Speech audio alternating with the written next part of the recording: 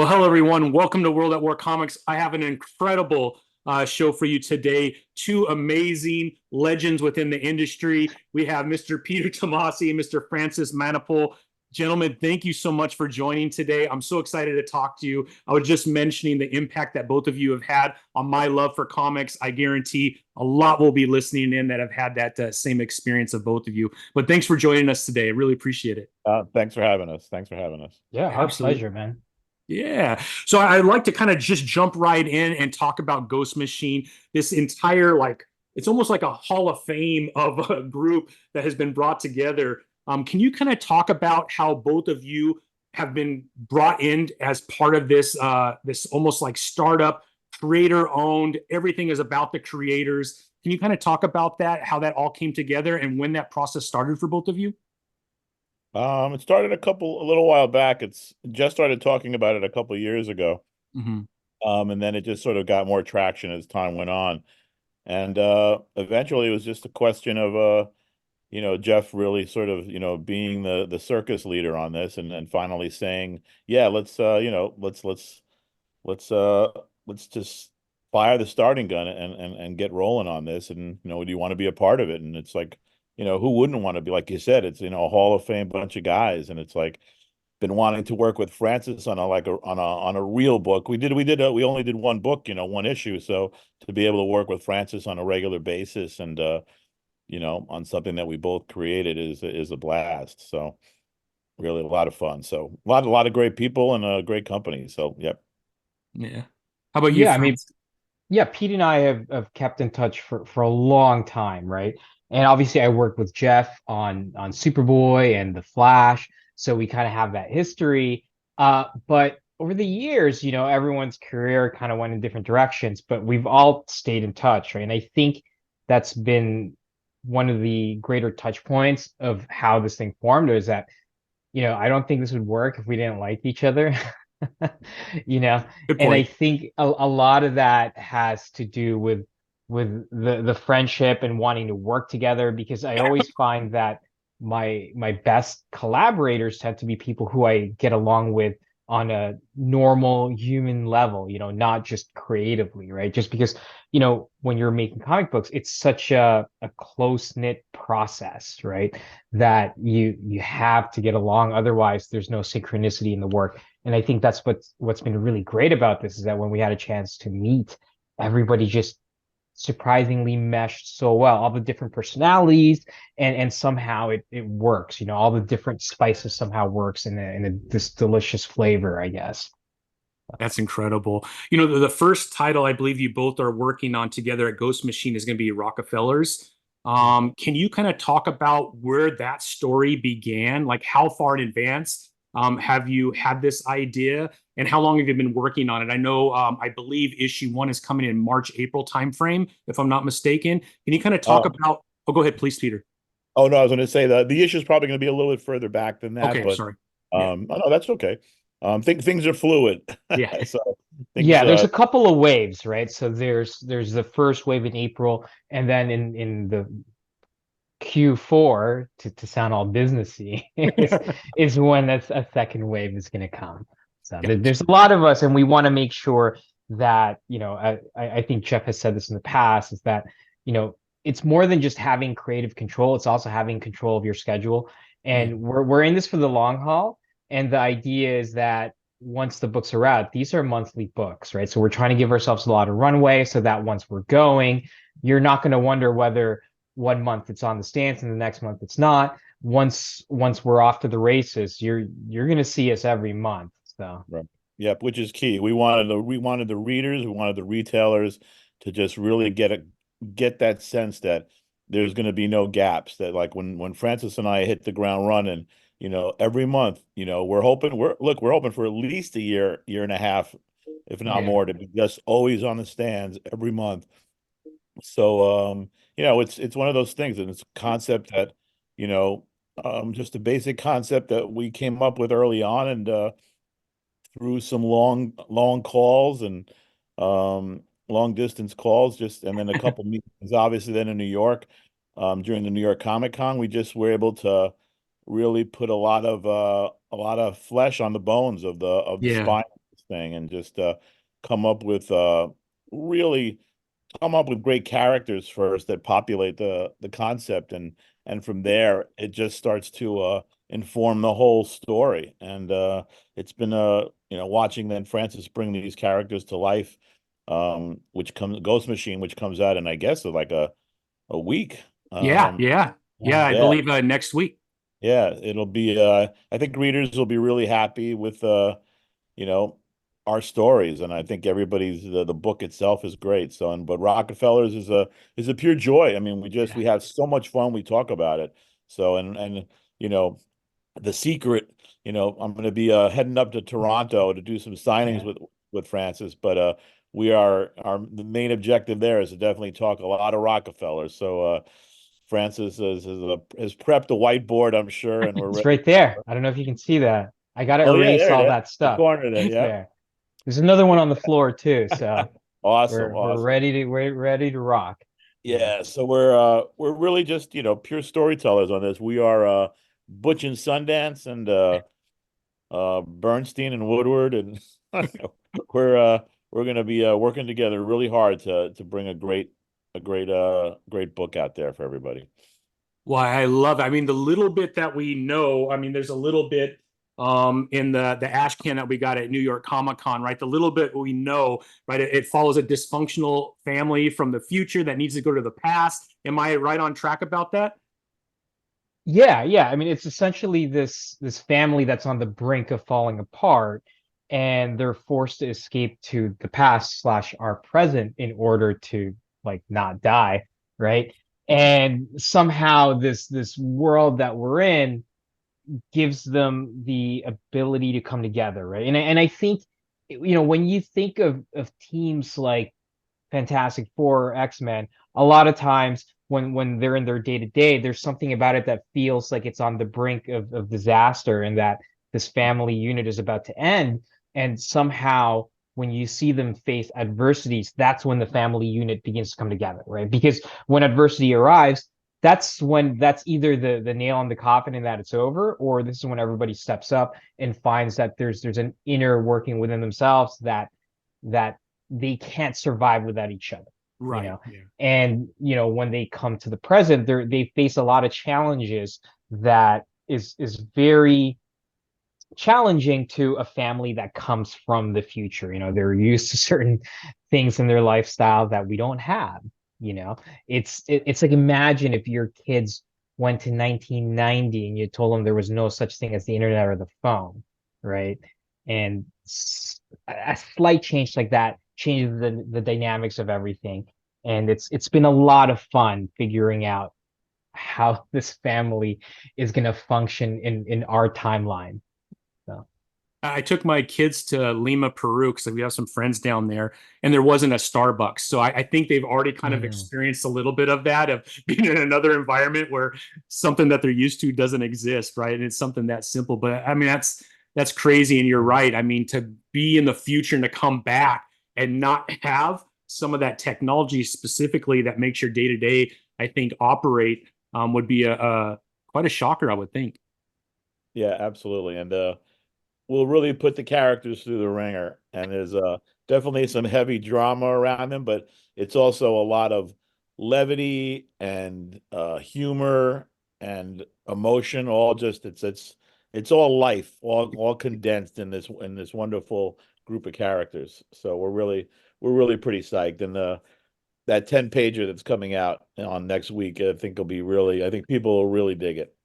yeah, it's funny because like what I love about working on this book is that when Pete and I were talking about what we're going to do at Ghost Machine, um obviously you take into account Pete's back catalog and my back catalog, and on top of that, combining the things that are really important to us, right? And right now, being a father, both of us are fathers. Family is extremely important to us, and to us, it made a lot of sense to kind of tell stories that are relatable from across the board, and what's kind of funny is, and I thought this was very telling of the book when we came up with the name, and it had a different title before, and Geoff suggested, Francis came up with the name.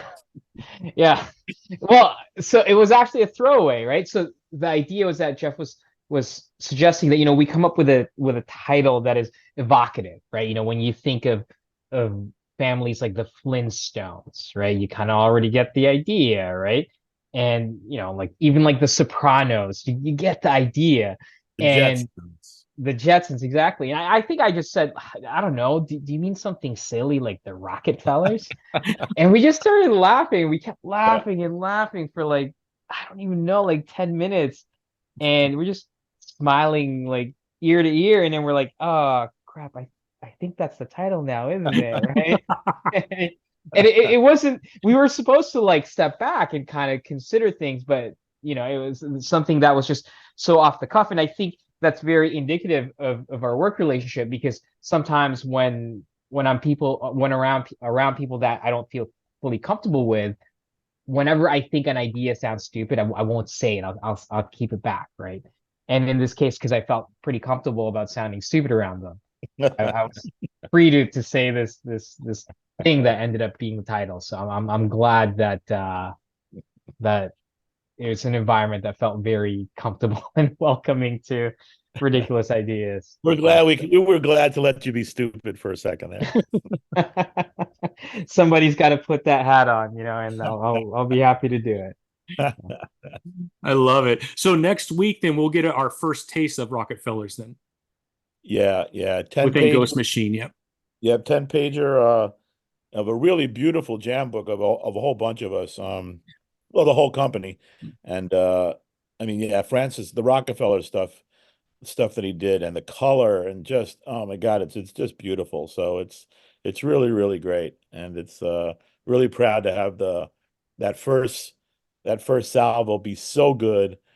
I think it's really, and it's a great table setter. That's what I love about the book, with all the stories. It's a great first issue book for the company, because it gives the readers and the retailers just a real good sense of what this company's about, what kind of books we're going to put out initially, and really sort of what our purpose in getting all together is. And it's for a price point and the page count, I think, and the quality is really, really great. So I think it's going to do really well, and I think people are going to really enjoy it. Yeah, I think that approach to a new universe like that, or a new world, I think is really important as a reader too, because there are so many different stories that are taking place within Ghost Machine. You have the Unnamed, which has several different titles. If I'm not mistaken, Rockefellers is its own universe that's being created outside of the Unnamed. Is that correct? Yeah. It's the cool thing about it is, because we can do whatever we really want. There could be there, and we've even talked about this. There could be a point where there's some weird intersections. So it's very fluid, it's very malleable, and and as long as a story or a character makes it feel like it makes sense to do that interaction, then everybody's been said, hey, swing for the fences, go for it. So it's really it's going to be a really cool next couple of years. We've got a lot of just great ideas percolating. So It's spoiler alert, in the short story, somebody else that appears in our story. I love it. Yeah, no, so we're the Rockefellers is part of the Family Odyssey line of books, right? And what we've done as a company is we've chosen specific genres, right? So that way, when new readers are coming in, it's a lot easier for them to understand where to jump into, right? So we have the sci-fi, we have the action, and we have like the family stuff, and we have the horror stuff. So a lot of it is really making the stories and the titles be much easier of an access point to brand new readers who are fans of specific genres, right? And we're hoping that through the quality of some of the books, you'll check out the other genres. And I think a lot of times when we're reading stories or watching movies, sometimes you're in the mood for it's family night, you want a little bit of comedy, right? But there are those times when it's like, oh, I want something a little bit spooky, right? So we kind of have all these cross sections covered, right? And it's kind of closer to, I don't want to say old school comics, but I remember back in the days when superheroes didn't define our entire genre. You had like westerns, you had romance, and you had superheroes. And nowadays it's essentially the industry is built on superheroes, but we're just looking to diversify and be more additive to how the comic book industry is right now, right? To sort of fill in certain gaps that are missing from the market and tell these stories within these specific genres. Right. And it's really and when we say family odysseys, we don't mean it's like, hey, that this is a rated G book and it's only for 5-year-olds. It's a book for, it's the way, approaching Super Sons and the way Francis and I talked about, the book. I mean, the book is for, 8 years old to 80 years old. It's for everybody. It's the kind of thing where, you know, you can watch a Bugs Bunny cartoon when you're a certain age and laugh at certain points, but then at another age, you're picking up all this other stuff, all these Yeah. different layers, and that's what we're trying to do. We think the Family Odyssey stuff layered properly is an all ages kind of thing, and that's what we're really proud of. That we can just kind of tell stories that everybody can get into, and know that these different genres are out there, like Francis just talked about. Growing up with war, western, horror, romance, superheroes, it's nice to have a company that we're not going to really zero in at all on superheroes right now in any way, shape, or form. And so it's really interesting to just do these pure genre pieces and have people come to them. Um and like Francis said earlier, you're in certain moods, and I think when you pick up one or two of the books from the company, you'll see that how high the quality is and of the storytelling and the characters, and I think it'll just literally translate. You'll be like, it's like early Marvel, like, hey, I like this Spidey character. Whoa, and this FF is good. Hey, this Thor is, and all of a sudden you're immersing yourself. There you are in Asgard, then you're in New York City, there you are in Berlin with Sergeant Rock, and whatever. You're in all these different places, and suddenly you're immersed in a universe that you just enjoy being in, and it's just because of the characters. Yeah, just to piggyback off of what Pete said, right? I think, there's this misconception that when you say family books, is that we're talking G-rated kind of Paw Patrol type stuff. But, a lot of us grew up on 80s movies, right? And when you think about movies back then, the family movies were not too family, but they weren't too adults. When you think of the movies like Goonies or Back to the Future, right? Like those kind of movies and stories can kind of be enjoyed by everybody across the board, right? And even something like Honey, I Shrunk the Kids, right? There's all sorts of stories that I feel is getting lost these days, specifically because I think we start leaning into one thing, right? Like everyone's trying to be shocking, and there's this shock factor with a lot of the stories, and you kind of lose fact that at face value, once you get over certain things, because sometimes it's very daring. It feels like you're being a very cavalier creator when you're doing something so in your Edgy. face and edgy and R-rated, right? And what's kind of lost in the mix are those stories that are like, like the Goonies or something like that, right? Something that can be enjoyed by everybody. And it kind of Ghostbusters. reminds, yeah, dude, exactly. It kind of reminds me of, do you guys remember when Humberto Ramos did Out There? I thought that was Hmm. so cool. It had that perfect vibe. And so it's more along those lines, right? So it's something that we're working hard in telling a story that you can enjoy and your kids can enjoy, right? And I think that was one of the things that I was telling Pete. I'm like, let's tell a story that I can't shield from my kids because they're not old enough to read them yet. I want to be able to share my work and have them enjoy it or not enjoy it, but I just want them I want to give them the opportunity. I want everybody to have the opportunity to read and enjoy these stories. So. Yeah. And I think that's really important when you're building a brand too, that there is a door for that group of people, right? Especially, I'm a father of four, and having that ability to be able to have something that you can share. Actually, I'm older now, so I'm about to have grandkids, but you could at Oh least share wow. with your grandchildren, right? And Yeah. and know that it's going to be okay for them and age appropriate. But like you said, something that we could all enjoy at the same time. because there will be other titles that are probably more mature within Ghost Machine. And so what is that one book that could hook them and get them ready for those other titles when they're of age, right? Well, family stories also have levels, right? So you could read the Rockefellers as a 10-year-old and completely come away with a different feeling. And you as a father could read it and come away with a completely different context, right?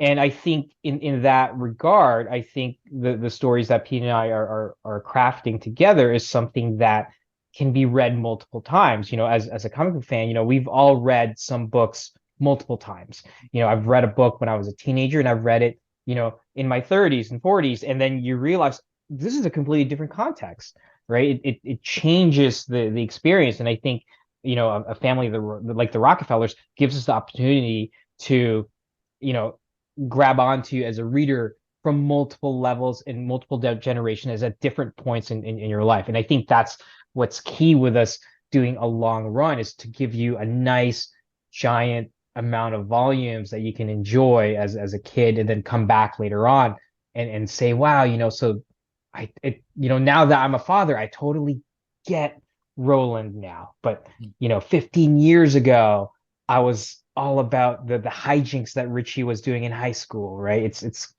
completely different layers, right? Yeah. Yeah. Can you talk to, because I mean, so Pete, you've been an editor, obviously a writer for a very long time. Francis, one of the best artists in the world, also a writer, creator, both of you. Can you talk about how important it is? And I bring this up because, Francis, you made a point a little while ago of how important it is to work with people that you enjoy being around.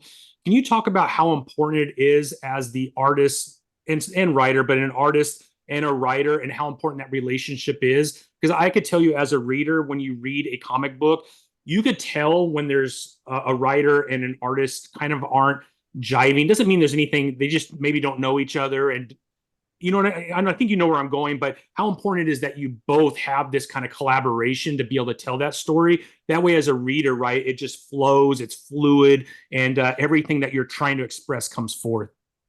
Yeah, I mean, look, I think it's kind of weird. It's like, you know, I know of books. I mean, having been in the business like 35 years now, I've known, you know, known a lot of writers and artists over the time, and and there are times when they don't even talk ever.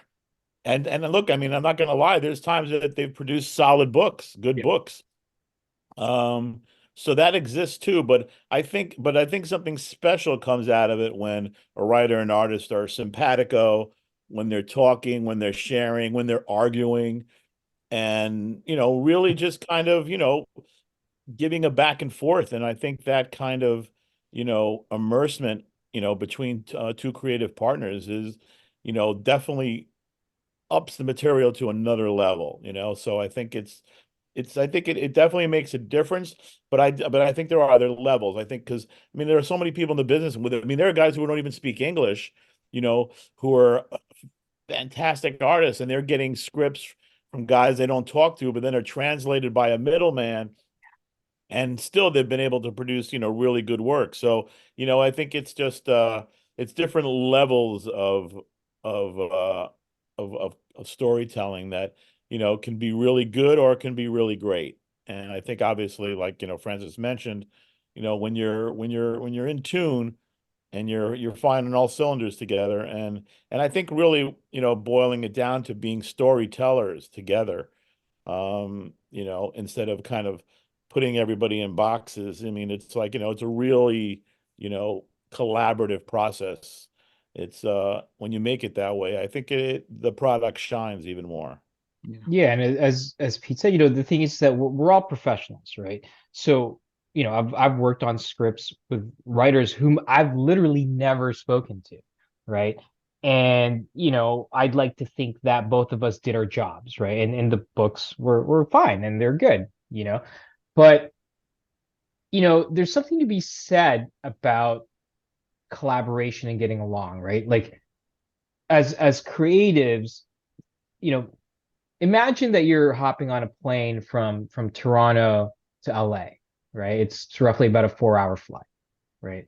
We're both heading the same direction. And the person beside me could be a complete stranger, but we both have the same goal. We're going to LA. But if I was sitting with somebody who's a friend, that flight is a lot more enjoyable because then we can chit chat or this or that, right? And specifically, if it's somebody that you really get along with, that flight went from, this I'm trapped in this thing to a very enjoyable experience, right? And more than likely, as you land in LA, you're like, oh, dude, because the entire flight you've been talking about where are you gonna eat, or what are we gonna check out, right? And that's what it's like when you're with a collaborator that you get along with personally, right? Because typically, there are different levels of synchronicity, right? And my favorite kind is working with people whom I can work with all day and then go grab a beer with afterwards, right? Because there are certain times where okay, I'm done work, see you later, right? It's 5 o'clock, I'm out, right? But there are certain people whom the conversation doesn't stop because there's so much to dig, and it's a fun environment, right? And the results, I believe, give off, as Pete said, something special, right? It's like a team that's playing during the regular season and they're playing just fine. They're doing the job. But when the playoffs come, there's that little extra magic, right? Everyone gets a little bit grittier. Everyone, dives on the ground. And I think when you're working with somebody that you're close to, you feel that extra sense of, oh man, dude, I got your back. If you go left, I go right. And eventually you work together long enough. I won't even have to say, hey man, I'm gonna go right, cover my left. As soon as I go this way, you go that way, right? And it's very much a cohesive, not to get too much into sports. Once you get into the playmaking thing, you know what I mean? You understand each other's ticks, and you don't have to call out plays. You just look at them in the eye and you see their pivot foot moving one way, and you kind of know which way to go, right? Yeah, it's intuitive. It's all, and it's like great. It's like really good filmmakers. Some of those guys who they use the same crew, the Mhm. Eastwoods, the John Fords, the Scorsese. They use these same crews because then they don't have they read each other's thoughts. They know Yeah. already where to go, what to do, and they save all that time. And at the same time, they can, finish each other's sentences. And, I can start to make a reference and I'll already know, but all of a sudden Francis will come up and know exactly where I was going with something. And it's, so yeah, it's great. Being special is definitely better than just being good. I think we can all relate to that, right? Now, both of you worked at DC, one of the top, the biggest, largest publishers in comics. What do you think, as you move forward in Ghost Machine, that you could take from that experience and add to Ghost Machine to make it even better?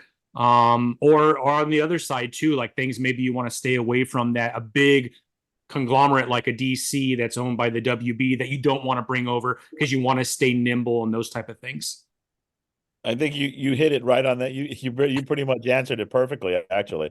It's all the years as an editor, there's so much stuff that I have that I've offered, in Ghost Machine, in discussions that are not just the creative parts of it, but just the business angles and all that kind of stuff. And so there's all that, having been with a company behind the desk for so long and have that inroads and insight.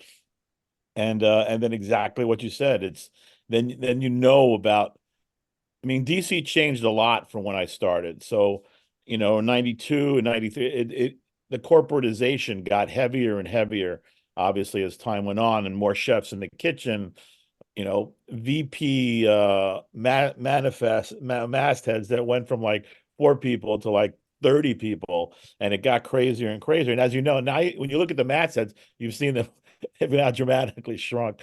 But the corporatization of it here that's the great thing about Ghost Machine. Like, so now what are the good things and what are the bad things, and when you're informed, knowledge is power, and you can really make better decisions, based on experience and history, and history is always key. It's people don't like to, think about history sometimes, but history informs the present all the time.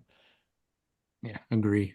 Yeah, I mean, I think, our time at DC, Pete and I have hung out through multiple creative summits, right? And, recently having gone into the world of creator-owned books, Mhm. it's funny how much I actually miss those corporate getaways, Yeah. or not getaways, but those corporate Retreat. summits or retreats, right? Like, dude, you're literally trapped in a hotel for like 4 or 5 days, right? And you're trying to crack the DC universe and trying to pitch different stories and figuring out what the direction is for the company. And you know, it's funny because I think of those times quite fondly. There are times where Pete and I would just be sitting in the bar complaining about this or complaining about that. That's just the nature of things. Because like, can you believe we got to do this? That's insane. That's wrong. But you know what's funny is that that's part of it, right? Like, when you're working in anything creative, sometimes these challenges you complain at first, but once you figure out how to work within the box, that challenge becomes fuel for creativity, right? And what's been great with Ghost Machine is that, when we had a mini summit in New York before the Comic Con, I got that vibe again. That was something that, when you go into to create your own comic books, you typically stick as a single unit with just the team, right? But when we got to hang out with everybody and kind of look at the overall picture of the company, it gave me those vibes. So something that I didn't know I missed as much as I did, right? And the great thing about having worked for DC is you begin to understand the machinations both from the creative end, and you kind of get a little bit of a glimpse in some of the corporate stuff, right? And what's been really exciting about Ghost Machine is that we're there from the creative end, and we're also there at the corporate stuff. And what's been a lot of fun is that, not having to go through marketing or approval or whether we can do this or whether we can do that. And I love the marketing team at DC. They're fantastic. And it's interesting because now, getting into different aspects of the business, it's like, oh man, those are pretty fun jobs. You know what I mean? Like, even just, figuring out, are we going to post this? Oh, wait a second. We don't need to ask for permission. We can just do it. You want to make a little video, go for it. There's no, there's really, sky's really the limit creatively, and you really get a true sense of the creative freedom that you have. But at the same time, you think back on those DC days and you kind of temper yourself as well, and not, okay, let's not get too crazy, because we we still need to Yeah. play by a certain set of rules, right? Now, both of your experiences at DC, do you both walk away from that experience feeling like you accomplished everything that you could at DC? Or is there something in the back of your mind, like, if I had a chance, I would like to do this one thing at DC before my like DC time frame ended? Not that it's ended, right? Maybe there's Oh still an yeah, opportunity, but still. Yeah. yeah. No, I mean, I think for me, after being there for so long, I think I touched almost every Yeah. character in some way, shape, or form. Um, I think as a writer, I definitely would have loved to have done the war, because I tried so many times to pitch projects as an editor, which never saw the light of day because they just didn't sell. They just didn't. War and Western stuff were big staples of my childhood comic stuff. Because I thought in the end, there were a lot of great artists on those books. And people are discovering that now, just how the quality of those are sometimes surpasses, a lot of times it actually surpasses the superhero stuff. But I would have loved to have done a nice run on some Western characters at DC and some war characters for a year or two. That would have been fun. But otherwise, I think I touched every character that I wanted to. And you know not to say it's not going to happen anymore, but I kind of really feel that the days of people getting a chance like I did to do 40, 50 issues in a row are few and far between now. So it's great to have all these omnibuses and know that I wrote all of it. It's you get a chance to make a run like that, and now all I think about is how cool it'd be for me and Francis to have like two or three big Rockefeller omnibuses, That'd be awesome. and have a breadth of time and history on these characters that we can really you know just really just show so much great stories and character development through.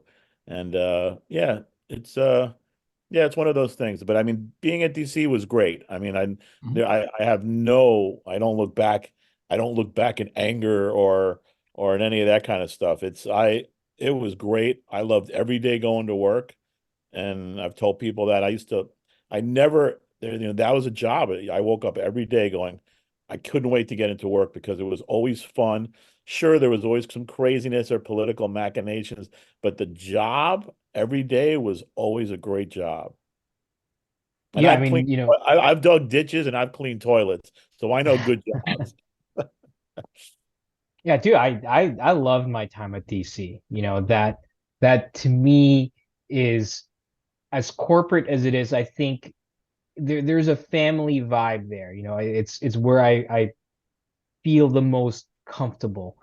And, you know, being a Flash fan, that was my one goal, and I got to do it. Both with Geoff Johns and with Bryan Buccellato.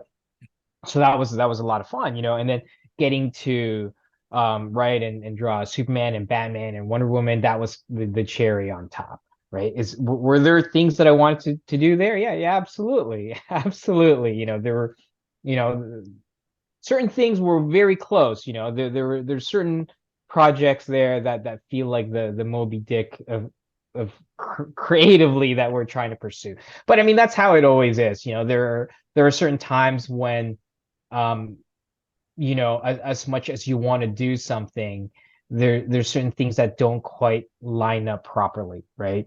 And you know, with Ghost Machine, the opportunity to be additive to the history of comic books in a different scale was extremely appealing, right? Because you know, when you work for DC or Marvel, you're just shepherding these characters that have stood the test of time. And for that, you know, maybe 3 years, 4 or 5 years, you get to be the person telling that character's story, and you get to be the tour guide in that universe, right? And ultimately somebody else will come along and tell a different story, and so on and so forth. So in a way, it feels like you've added to that quilt, right? You have that little patch and you get to say that little corner there is mine, right? But the opportunity with Ghost Machine is to say this entire tapestry, this entire quilt, this is ours, you know, and we're the ones starting it. And anybody else that can come afterwards helps build on top of something that we helped create, right? It's probably, look, I've never built a house with my own two hands, but I feel like, you know, working at Ghost Machine is probably the closest I will feel doing that, right? There's a certain sense of accomplishment, right? Like, sure, you can move in somewhere right away and you're good to go. And there's that feeling of like, yeah, you know, I'm able to afford this place. But when you build it yourself and you get to see where it goes, there's something very satisfying about it, right? And you know, and again, it's just trying to be additive to the history of comic books rather than be a momentary shepherd of a specific time, right? Leaving characters and the legacy of these characters behind that will outlive us, right? Because DC and Marvel characters, they'll be there for a long time, and at some point we will be forgotten. But the Rocketfellers is something that Pete and I's name will always be attached to forever, and that's something that is very valuable to us, you know. Yeah. And I think as a fan of your work at DC, and a lot of people probably feel the same way, that's why there's so much excitement, I think, around Ghost Machine, is bringing that same pride and joy that you had in the characters that you wrote for and drew for at DC to Ghost Machine. Like expectations are so high because we know what that standard already looks like. So I could tell you as a fan, I'm so excited about everything that's happening at Ghost Machine just because of the all-star group that's been brought together. I know what quality is, and that's quality. And I can only imagine when all these titles start to be pumped out, the excitement around them has got to be huge just because of the creators that are behind it. So I think that's awesome. And Pete, if it's okay, you have another title that you're working on at Ghost Machine as well, right? Yeah, that's called Hornsby and Halo. I'm Yeah. working on with Peter Snejbjerg on that. Peter and I had done Light Brigade for DC many moons ago, and also part of the Mighty that we did, and also, but I had hired even Peter before that to do a big chunk of the Starman run back in the day too, and some JSA stuff. So I've always been a big fan of his, and really loving to work with him again. So yeah, Hornsby and Halo is really a kind of a cool book, that I guess when people look at, I almost want to save it. I don't even want to talk about it too much. Like I want people to like, I almost want to see people see Ghost Machine #1. Yeah. They'll get a real nice flavor from it from there, and then I'd like to talk about it some more. But I think it's a really fun book, and Peter's another great collaborator. So it's one of those, um, just another team that I'm just so happy to be a part of, and we've got some really great character stuff coming up with Hornsby and Halo, and I'm gonna be in a really nice mind space working with Francis and Peter Snejbjerg on this. I'm really looking forward to being in that gear with these specific characters right now. So That's incredible. I mean, the amount of titles that Ghost Machine is bringing forth too, like you said, the diversity of these titles and how many of these titles are coming out is also very exciting. And I think as a fan, being able to have that consistency in these stories month to month is really important. The one question I wanted to ask is really around Image Comics and that partnership between Ghost Machine and Image. Image has always stood for that creator owned, and with Ghost Machine coming forth and choosing Image as the publisher, I think that's been very important for the message that Ghost Machine stands for moving forward, with the creator owned. Can you kind of talk a little bit about that partnership and how important it is to the overall brand of Ghost Machine? Yeah, look, Image is what got me into comics, man. Like the height of the Image boom. I remember reading these articles and just being so excited about it. These guys were off to do something nuts, and it was like come tag along, right? And I think partnering with Image as a fan and symbolically what they represent is incredible. It's an absolute honor to be a part of it, right?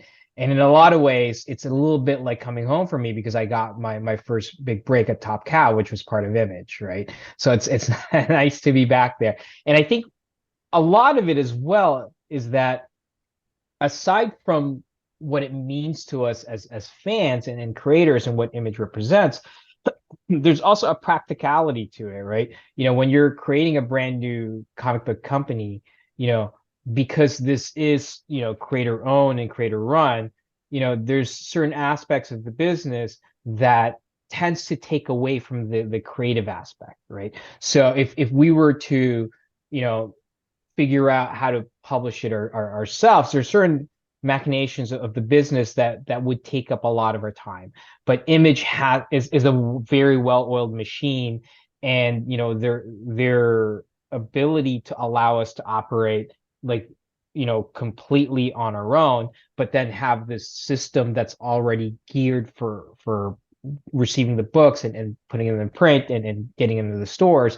It almost makes no sense to start something from scratch when there's this environment that allows us to focus on the creativity of the books, the creativity of the marketing of our books, and kind of diving more into getting these titles, and bringing more eyeballs to it, right? So that way we're not splitting our time between, oh, what kind of paper is this? You know what I mean? You know what I'm saying, right?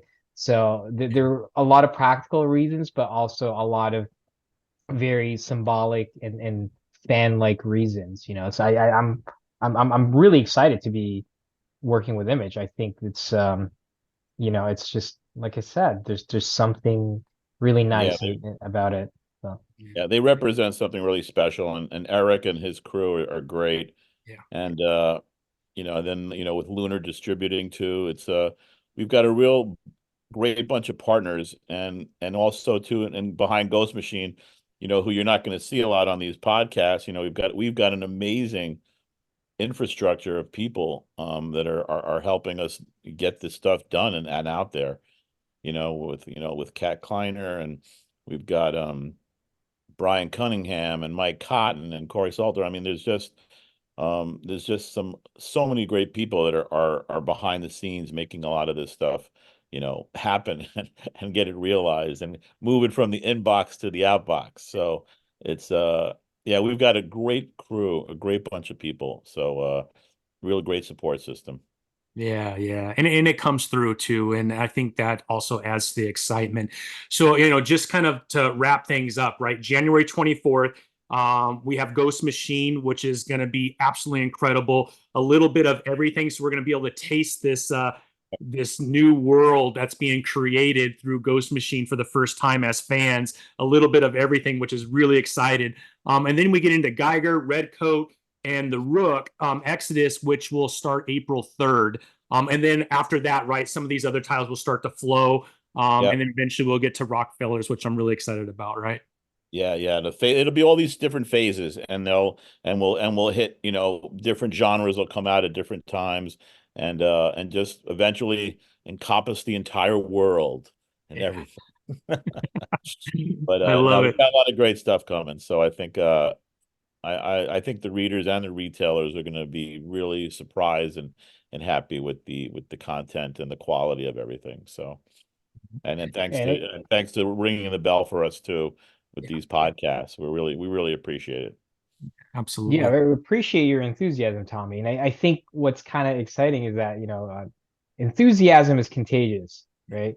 And, I think the fans and you guys, I think you can feel our excitement, right? And it's starting to spread, and we're pumped to get everybody on board and get everybody as excited as we are. And in a lot of ways, I feel like the feedback has already been pretty amazing. So it's thank you to everybody that's given this a chance. So Yeah, absolutely. So, all of the listeners, if you could please go to Ghost Machine Pro, you could follow Ghost Machine Pro on Instagram, Facebook, YouTube. That would be absolutely amazing. Make sure that you're following because that's where a lot of the information is being released on a timely manner. That way, you're up to date with everything that's coming, so you don't miss it. Obviously, you want to go to your local comic book store like I did and make sure that anything Ghost Machine related is added to your pull list. That way, you put that responsibility onto your LCS, and they can make sure that all of that's coming.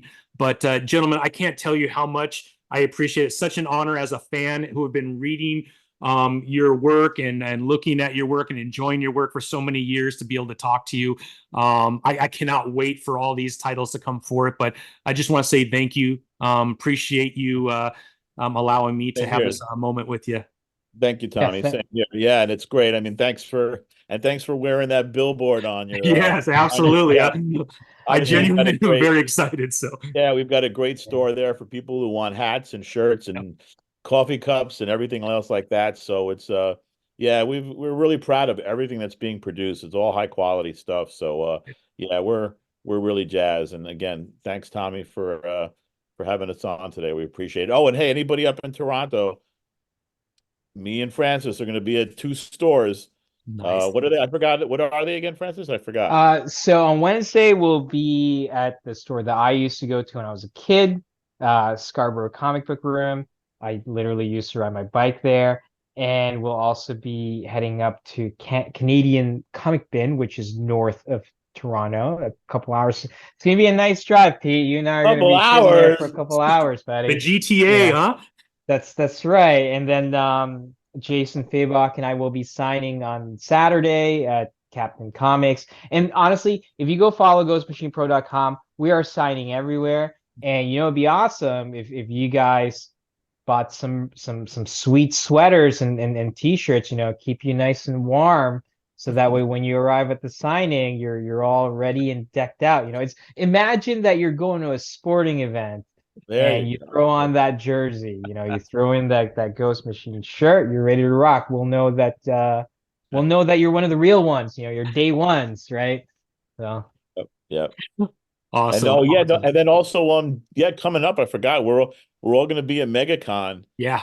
February 1st through the 4th. So that's good. I mean, the whole team is going to be at MegaCon in Orlando. So if you're down in Florida or you're thinking about being down there, the whole Ghost Machine team is going to be down there and signing Ghost Machine number ones and getting some. As you can see, I'm wearing a scarf. I'm looking forward to getting into some Florida sun. So hopefully it'll I be think it's like warm down. 70 degrees there right now, so that'll be nice. Excellent, excellent. So but yeah, there you go. So we'll see everybody soon on the road. So looking forward to it. Awesome. Well, gentlemen, again, thank you so much. I can't tell you how much I appreciate it. And until next time, wish you all the very best. And I will be reading Ghost Machine on January 24th. I can't wait. Thanks, Tommy. Thank you. Thank you. Appreciate you. Take it easy. Same here. You Thanks. too.